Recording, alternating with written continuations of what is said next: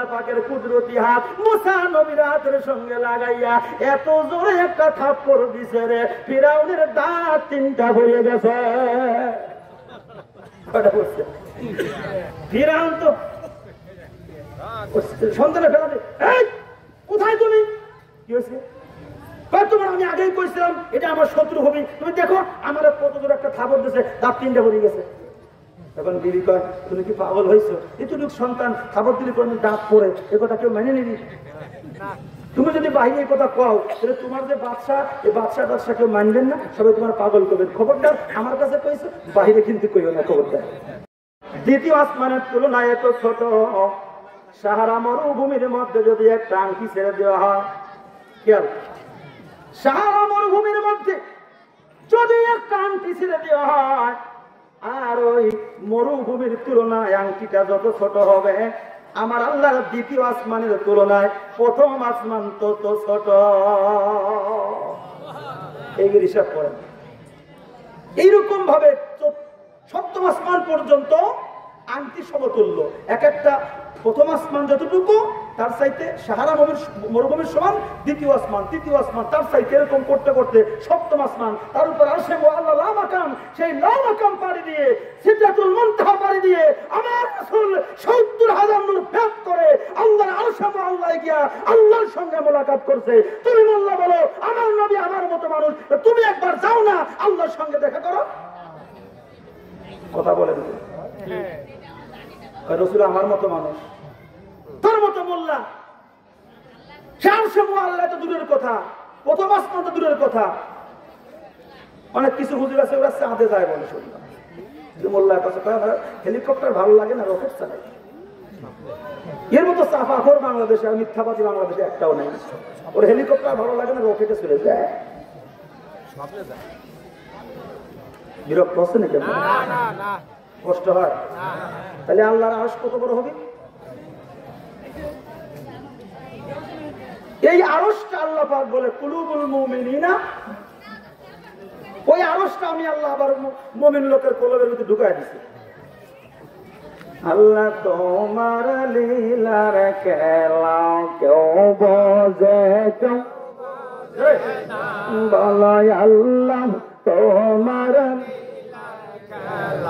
কেউ বোঝে, কেউ তুমি কাউকে রাখো গাছতলাতে, কাউকে রাখো বালাখানা মৌলা, কাউকে রাখো কাউকে রাখো বালাখানা।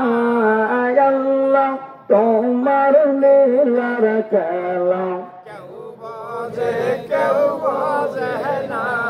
সবাই বোঝে না, কেউ বোঝে কেউ বোঝে না। বুঝতে হলে এই কলবের মধ্যে খুলতে হবে চোখ।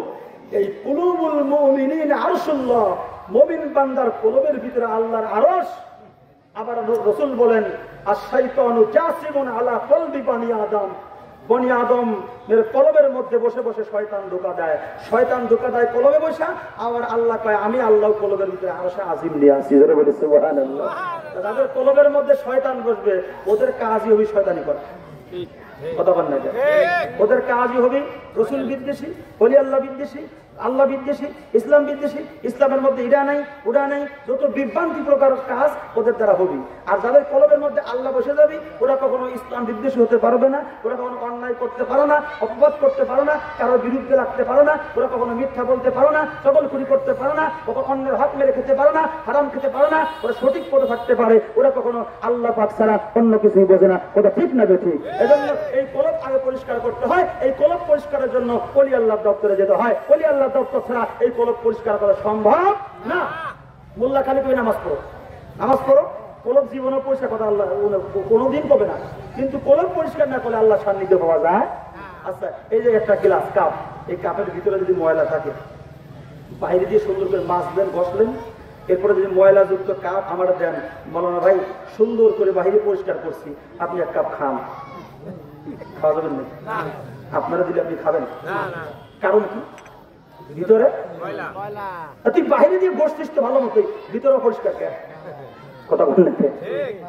আল্লাহ কয় ও বান্দা তুই বাহিরে দিয়ে যতই ঘষাঘষি করিস, আব্বা জুব্বা যতই লাগাস, তোর ভিতরে যদি অপদার্থ ময়লা জমি থাকে, কলম যদি অপবিত্র থাকে, তোর জুব্বা দেখে আমি বন্দেগী কবুল করবো না। আল্লাহ দেখবে কি মন, উদ্দেশ্য, নিয়ত, কলব পরিষ্কার কিনা। আর যদি তোমার ভিতরটা পরিষ্কার করেন, বাহিরে থেকে যদি একটা ময়লা থাকেও থাকে, আপনি চিন্তা করেন যাক ভিতর তো পরিষ্কার আছে, একটু খাওয়া যায়। তা আল্লাহ পাক দেখবেন তাদের কলব পরিষ্কার আছে, বাহিরে আব্বা জুব্বা থাক আর না থাক, ভিতর তো পরিষ্কার। আল্লাহ বলবে তোর বন্দেকে আমি কবুল করছি, যারা বলি সুবহানাল্লাহ। এজন্য ওলি আল্লাহ দরবারে গেলে আগেই জুব্বা দেয় না, আমার হুজুর আগেই জুব্বা দেয় নাই, আগে কি দিছে? কলমের সবক দিছে। তোমরা তো বোঝো না, কিছু আছে জীবিকা হুজুর মুরিদরা আগে শর্ত দেয়, জুব্বা, পাঞ্জাবি আর টুপি আর দাড়ি আর পাগড়ি, এগুলো হলো আগে আগে দেয় শরীয়ত, মানে আগে দেয় হলো বাহ্যিক সুরত। কিন্তু হুজুর বললেন না, বাহ্যিক সুরত আগে আল্লাহ দেখে না, আল্লাহ দেখবে তোমার মনের খবর, দিলের খবর। ভিতরটা যদি অপবিত্র থাকে, ওই অপবিত্র দিল দিয়া আল্লাহকে ডাকলে আল্লাহ ওই ডাক শুনবে না, শুনবে না, শুনবে না। কারণ অনেক বড় বড় লেবাসদারি, অনেক বড় বড় নামাজি পূর্বেও ছিল, ওদের ডাক আল্লাহ শুনে নাই। আল্লাহ পাক শুনেছেন তাদের কথা, তাদের কলবটা পরিষ্কার, তাদের সব উদ্দেশ্য তাদের কলবের মধ্যে ছিল আল্লাহ। ধরে বলি সুবহানাল্লাহ। তাহলে কি আমরা কি কলবের মধ্যে কি শয়তান বসাবো না আল্লাহ বসাবো? সবাই বলো কি কাকে বসাবো? আল্লাহ বসাবো। আল্লাহ বসাইতে হলে ওলি আল্লাহ দরবারে যাওয়া লাগে। কেন যাওয়া লাগে দেখেন, একটু সামনে আগাইলে বুঝতে পারবেন। বিরক্ত আছেন আপনারা? মুসা নবী মনে আছে? তুর পাহাড়ে আল্লাহ পাক ওই ৭০,০০০ নূরের প্রথম পর্দা, যেটা পর্দা, এই পর্দা কিঞ্চিত পরিমাণ খুললো, কিঞ্চিত পরিমাণ নূর, মানে নূরের ঝলক। ৬৯ পর্দা কিন্তু ভিতরে, ওটার পাওয়ার কিন্তু আরো বেশি। প্রথম পর্দা খোলার পরে কিঞ্চিত পরিমাণ নূর তুর পাহাড়ের মধ্যে ঝলকাইতে লাগলো। এই ঝলক লেগে কিতাবের মধ্যে এসেছে তুর পাহাড় আল্লাহর নূরের তাজাল্লিতে জ্বলে পুড়ে এটা সুরমা হয়ে গিয়েছিল। আর মুসা নবী স্থির থাকতে পারে নাই, ছিটকে জমিনের মধ্যে পড়ে গিয়েছিল। মুসা নবী বেহুশ ছিল ২.৫ দিন থেকে ৩ দিন। যখন কয় দিন? ৩ দিন, ২.৫ দিন থেকে ৩ দিন কিতাবের মধ্যে এসেছে। 3 দিন পর বললাম ও জিবরিল আমিন আসছে, হুজুর আপনি শুয়ে আছেন কে, ওঠেন। মুসা নবী তো বেহুশ, তখন একটু হুঁশ ফিরছে, কয় আল্লাহর সঙ্গে কথা বলেন, আল্লাহর সঙ্গে কালাম করেন, আল্লাহ আপনার সঙ্গে কথা বলবে। ভাই কি কথা বলবো আল্লাহর সঙ্গে? দেখতেছিলাম, দেখতে পারলাম না। এখন আল্লাহ নূর লাগা, নূরের ঝলক লাগা আমার চোখ গেছে অন্ধ হইয়া, আমি দুনিয়ার কিছুই দেখতেছি না, আমি কানা হয়ে গেছি। আল্লাহ কয় এই তোর আগেই কইছিলাম ওই চোখ দিয়ে আমি দেখা যায় না, তুই আমার কথা মানিস নাই। মুসা নবী ছিল একটু রাগী মানুষ, রাগ ছিল একটু বেশি, উনি আল্লাহর সাথে একটু দুস্তাদুস্তি বেশি করতো। রাগ বেশি হওয়ার কারণ কি বলবো? তৎকালীন সময় ফিরাউন, বিরক্ত আছেন নাকি আমরা? একটু সময় নিচ্ছি, কারণ কোরআনের দিকে যাচ্ছি, দেন আমার হুজুর কেউ লাগে আদর্শ আপনাদেরকে শোনাবো ইনশাল্লাহ। মুসা নবী কেন রাগ ছিল একটু আপনাদেরকে বোঝাই, তাহলে বুঝতে পারবে। তৎকালীন সময় ফিরাউন বসে জ্যোতিষ থেকে জানতে পারলো যে আমার এই মহল্লার মধ্যে এমন একটা শিশুর জন্ম হয়েছে, যে শিশুটার হাতে আমার মৃত্যু অনিবার্য, ধ্বংস অনিবার্য। জ্যোতিষ তাকে জানায় দিল। আসলে তো মূলত জ্যোতিষগিরি ইসলাম সাপোর্ট করে না, ফিরাউন বিশ্বাস করেছে, বিশ্বাস করে নিয়েছে। নেওয়ার পরে হুকুম দিল, এই আমার রাজ্যে যত শিশু সন্তান আছে সবগুলা শিশুকে হত্যা করা হোক। জোরে বলেন নাউজুবিল্লাহ। ফিরাউন ঘোষণা দেওয়ার সঙ্গে সঙ্গে সমস্ত শিশুদেরকে হত্যা করা হলো। কিতাবের মধ্যে এসেছে এমনও কিছু শিশুকে ধরে এনে গরম তেলের মধ্যে দিয়া, যেরকম আমাদের সমাজের কিছু দোকানদার ভাইরা সিঙ্গারা, পুরি, চপ বাজে না, এইরকম ভাবে এক একটা শিশুকে গরম তেলের মধ্যে ছেড়ে দিয়েছে।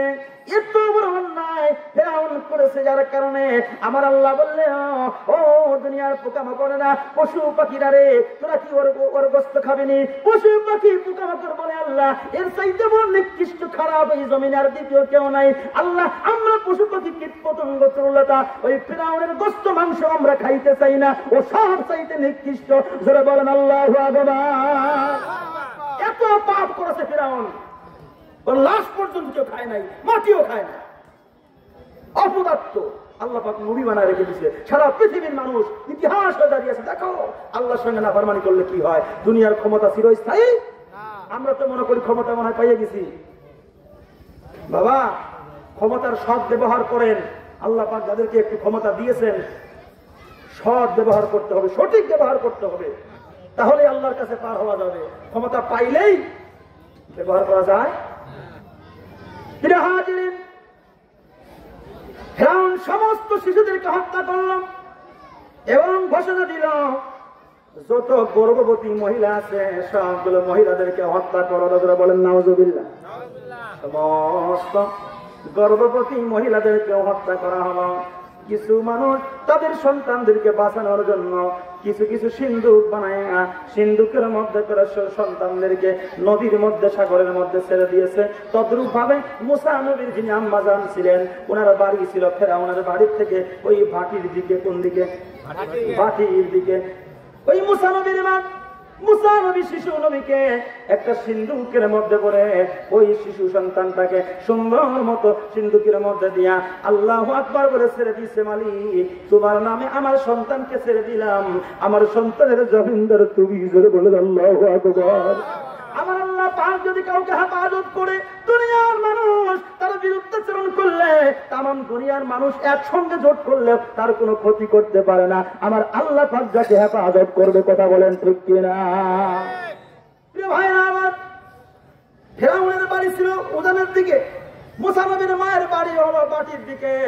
দুনিয়ার নিয়ম হলো সতের মধ্যে একটা জিনিস ছেড়ে দিলে ওই জিনিসটা বাটির দিকে চলে যায়। কিন্তু রে বাবা, মুসা নবীর মা যখন সন্তানটাকে সিন্ধুকের মধ্যে ছেড়ে দিয়েছে, ওই সন্তানের ওই সিন্ধুকটা বাটির দিকে যায় না, আল্লাহর কষ্টে উজান দিকে যাইতে লাগলো।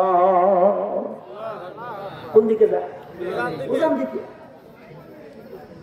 ফিরআউন এই নীল নদ থেকে একটা খাল কেটেছে, বাড়ির দিকে নিয়ে গিয়েছে। বিবির সঙ্গে ওই খালের মধ্যে একটু গোসল করে আড্ডা দেয়, সময় কাটায়, চারিপাশ দিয়ে সুন্দর করে ঘেরা করছে। আর নদী আনছে, খাল একেবারে সমুদ্র থেকে কাটে। এখন মুসা নবীর ওই লাশটা যায় সমুদ্রের ভিতর থেকে যায়, মুসা নবীর ওই খালের ভিতর দিয়ে রওনা দিছে। বাংলা একটা কথা বলে, খাল কাটে কুমির আছে। এখন মুসা নবী আর আসিয়া ওনারা গল্প করতেছে। এমন সময় ফেরাউন দেখলো যে একটা দোলনার মতো কি যেন দোল খাইতেছে, ভিতরে কি যেন মনে হয়। ফেরাউন যায় আনতে, কিন্তু পারে না। আসিয়া কয়, কি গো তুমি কি আনতে যাও, পারো না, তুমি এদিকে আসো। আসিয়া গেছে, যাই একটু হাতটা বাড়ায় দিছে, আসিয়ার হাতের মধ্যে সে মুসা নবী সেই সিন্দুকটা ধরা দিছে। যারা বলি আসিয়া সিন্দুকটা খুললেন, খোলার পরে দেখে ভিতরে এত সুন্দর ফুটফুটে একটা নূরের সন্তান। আসিয়া ওই সন্তানের প্রেমে পড়ে গেছে। যারা বলি সুবহানাল্লাহ। এখন আসিয়া কয়, স্বামী গো, ও মায়ার স্বামী, জীবনে অনেক অন্যায় অত্যাচার করেছেন আপনি আমাকে। ও স্বামী, আমি একটা কথা আপনাকে জানান দিতে চাই। এই যে সন্তানটা দেখা যায়, এই সন্তানটা আমি লালন পালন করব, এই সন্তানটা আমি পুষব। ফেরাউন কয়, না, এই সন্তান লালন পালন করা যাবে না, কারণ এই সন্তানটা আমার ভয়ে কোন মা জানি ছেড়ে দিয়েছে, এই সন্তানকে আমি হত্যা করব। আসিয়া বলে, না ও স্বামী গো, না না না, হত্যা করবেন না, আমার প্রাণের না। একবার, দুইবার, তিনবার রাজি হয়ে গেছে, লালন পালন করতেছে, অনেক সুন্দর করে লালন পালন করে। ফিরআউন কোনদিন ওই মুসা নবীর দিকে ফিরেও তাকায় না। একদিন চিন্তা করলো, জীবনে কোনদিন দেখলাম না, শুনলাম খালি একটা সুন্দর সন্তান, যাই আজকে একটু দেখে আসি। ফিরআউন যাইতেছিল বারান্দা দিয়ে। এখন ওই মুসা নবীর ওই ছোট্ট সন্তানটা মুসা নবীকে বারান্দার মধ্যে, দোলনার মধ্যে সরাই দেওয়া। আগের জামানায় দোলনা ছিল, কথা বলেন ছিল কিনা? এখন তো দোলনা নাই রে বাবা। দোলনার মধ্যে মুসা নবী দুল খায়। ফিরআউন চিন্তা করলো, যাই একটু দেখে আসি। ফিরআউন একটু সামনের দিকে আগাইছে, যাওয়ার পরে চোখ মিলে তাকাইছে। তাকার পরে দেখে, রে এত সুন্দর চেহারার সন্তান জীবনে কোনদিন আমি দেখি নাই। এখন ফিরআউন মুসার প্রেমে পড়ে গেছে। চিন্তা করলে, হায় হায়, একটু আদর করি, কোলের মধ্যে নিছে, একটু নাড়াচড়া করছে। নাড়াচড়া করার পরে চিন্তা করছে একটু সুমাও খাইয়ে দেই। এখন যেই মাত্র সুমা খাইতে গেছে, আমার আল্লাহ কয়, ও বন্ধুরে, ওই ফিরাউন যেই জবান দিয়া খোদাই দাবি করেছে ওর ওই অপবিত্র জবান দিয়া তুমি বন্ধু নবীর মুখের মধ্যে চুমা দিবে গো, আমি আল্লাহ পাক সহ্য করতে পারি না। ও বন্ধু তুমি একটা কাজ, কথা কি বাস্তব কিনা? এই সন্তান এতটুকু সন্তান খাবার জন্য দাঁত কোনদিন পরে কয় না বুঝে শুনে মারছে, তুমি তো বুঝতেছে না, বুঝতেছি আমি জ্বালা, কথা দেখে জ্বালা তো আমি বুঝতেছি, আসলে খাবার তো বুঝেই মারছে, কথা কি মারছে কি দেখ ওই জবান দিয়ে তোর মতো বিয়াদব, তোর মতো খাটাস, হ্যাঁ মুসা নবীর মুখের মধ্যে চুমা দিবে, আল্লাহ সহ্য করতে পারে? খাবার এমন একটা দিছে ওরা হত্যা করেই ছাড়বো, ওর আজকে আর রক্ষা নেই। এখন ফিরাউন বিবি করে স্বামী গো ঠিক আছে আপনি হত্যাটা যদি করবেন তাহলে একটা পরীক্ষা করেন তারপর হত্যা করেন। বলে কি? মতিও জল জল করে ওই আগুনের আঙ্গারও জল জল করে, দুইটা দেখিয়ে সেম দেখা যায়, আপনি ছাড়িয়ে দেন, ছাড়িয়ে দেওয়ার পরে মোসানো যদি আগুন ধরে তাহলে বলবো যে ও না বুঝে মারছে, আর যদি মতি ধরে তাহলে বলবো বুঝে শুনেই মারছে, আপনি তখন হত্যা করেন যাই করেন। এখন শেষ পর্যন্ত মতি আর আগুন সামনে রাখছে, রাখার পরে মুসানবী তো ছোট মানুষ, ও জানে কোনটা আগুন কোনটা মতি, ও তো মতির দিকে হাত দিতে যায়, কিন্তু আল্লাহ কয় বন্ধু এই মুহূর্তে তুমি মতি ধরো না, মতি ধরলে তোমাকে বাঁচানো সম্ভব হচ্ছে না, তুমি আগুনটাই ধরো। আচ্ছা পোলাপানের অভ্যাস হইলেও একটা কিছু ধরলেই ওটা ধরেই আগে কোথায় দেয়, পোলাপানের অভ্যাস হয়ে যায়, ওরা ধরেই আগে মুখের মধ্যে দিয়ে দেয়। এখন মুসা নবী আগুনের টুকরা ধরিয়ে মুখের মধ্যে দিয়ে দিচ্ছে, এখন মুখের মধ্যে আগুনের টুকরা আগুনের আঙুল দেওয়ার কারণে মুসা নবীর ওই ভিতরের আলা জিব্বাটা পুড়িয়ে ছোট হয়ে গেছে কিতাবের মধ্যে, সেটা যার কারণে হযরত মুসা নবী তুতারি ছিল, ওনার রাগ ছিল একটু বেশি, উনি ওই কথা ঠিক মতো সাপ্লাই দিতে পারতো না। দেখবেন যারা তুতা মানুষ ওরা দেখবেন ওই করতে করতে ঠাস করে মারি যায়, ঠিক মতো ক্লিয়ার সাপ্লাই হয় না, তো রাগ ভিতরে জমে যায়, ওদের রাগ অটোমেটিক বেশি হয়ে যায়, ঠিক না বেশি? মুসা নবীর রাগ ছিল একটু বেশি, আল্লাহর সঙ্গে যে কথা তুমি দেখা দিবা না, তোমার দেখতে যা চোখ নষ্ট হয়ে গেল, এখন আমি কি করব? আল্লাহ কয় এই বন্ধু চোখের ওষুধ আমার কাছে আছে। বলে কি ওষুধ? আমি আল্লাহর নূর লাইগা গো, যেই তোর পাহাড়টা সুরমা হয়ে গেছে গো, ওই তোর পাহাড়ের সুরমাটা চোখের মধ্যে দিয়া লাগায়া দাও, আমি আল্লাহ পাক তোমার চোখটা ভালো করে দিব। তোর পাহাড় লাগাইছে, সুরমা লাগাইছে, মুসা নবীর চোখ ভালো হয়ে গেছে। জোরে বলি সুবহানাল্লাহ। এখন কয় আল্লাহ তাহলে এখন তোমাকে কি দেখতে পারবো না? দেখতে কি সম্ভবই না? আল্লাহ কয় দেখা সম্ভব, যদি দেখতে চাও তাহলে একটা কাজ করতে হবে। বলে কি কাজ? দেখার জন্য, এই কলব সংশোধন করার জন্য, এই কলব পরিষ্কার করার জন্য, কলবের মধ্যে আয়না বসানোর জন্য একজন পীরে কামেলের কাছে যায়া, আল্লাহর ওলির কাছে যায়া বায়াত গ্রহণ করতে হবে। জোরে বলি সুবহানাল্লাহ। কি গ্রহণ করতে হবে? মুসা নবীকে আল্লাহ পাঠাইছে বায়াত হও, আর আমরা বায়াত হইলে সলিমুদ্দিন মার্কা মোল্লা কয় বায়াত নাই, কথা কোন ঠিক কি না? মুসা নবী যেখানে আল্লাহ পাক পাঠাইছে পীরের কাছে, কোথায় পাঠাইলো, কিভাবে পাঠাইলো, ওই ওয়াজ আরেকদিন করবেন, আজকে আর করতেছি না, আমি চলে যাচ্ছি অন্যদিকে। মুসা নবীকে আল্লাহ পাক তুর পাহাড়ে পাঠাইছে, তুর পাহাড়ে যায় আল্লাহর সঙ্গে দেখা করতে গিয়েছে, আল্লাহর সঙ্গে দেখা করতে যাইয়া ৭০,০০০ নূরের পর্দার অন্তরে সংক্ষিপ্ত নূর পাইয়া মুসা নবীর সিটকে জমিনের মধ্যে পড়ে গেছে, নূর তুর পাহাড় জ্বলে পুরা সুরমা হয়েছে। আচ্ছা বলেন, যেই নূর লাইগা মুসা নবী স্থির থাকতে পারে না, ওই নূর ভেদ করা ৭০,০০০ নূর ভেদ করা আল্লাহ পাকের আরশে মুআল্লায় গিয়া আমার রাসূল আল্লাহর সঙ্গে মিরাজ করে, যেই নবীর সঙ্গে মুসা নবীর তুলনা হয় না, সেই নবীর সঙ্গে আমাদের তুলনা করা যাবে? কথা বলেন যাবে? যারা করবে তারা ইমানদার না, মুসলমান থাকতে পারে না, ওরা মুনাফিক। আল্লাহ বলে ইন্নাল মুনাফিকিনা ফিদ তারিকিল আসফালি মিনান নার, মুনাফিকের স্থান জাহান্নামের সবচাইতে নিম্ন স্তরে, মুনাফিকের স্থান জাহান্নামের সর্বনিম্ন স্তরে। জোরে বলেন আল্লাহু আকবার। দরুদ শরীফ পড়েন আল্লাহুম্মা সাল্লি আলা সাইয়্যিদিনা